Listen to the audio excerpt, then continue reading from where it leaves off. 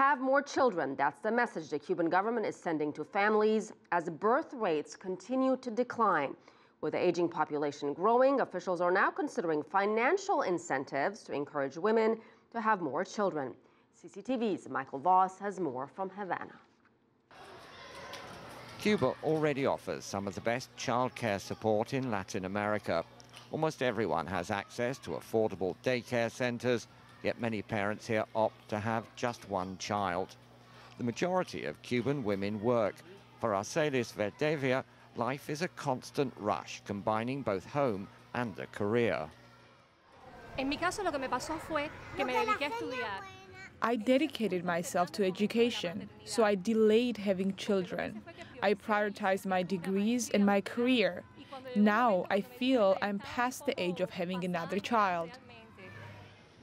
It's now reached a point where there are 100,000 fewer people on the island than a decade ago, and emigration only accounts for part of that decline.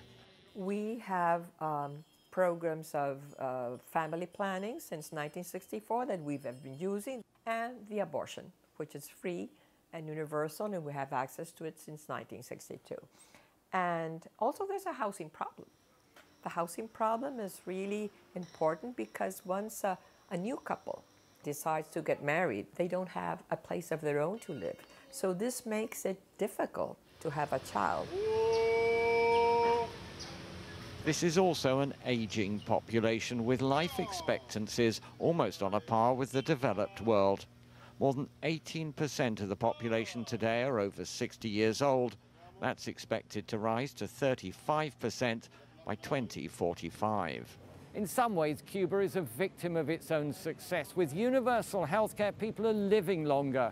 This is an aging population with not enough young people coming through to support them. The government has already expanded maternity and, in some cases, paternity leave to a full year with pay. It's now considering what further incentives to offer families to have more children. Michael Voss, CCTV, Havana.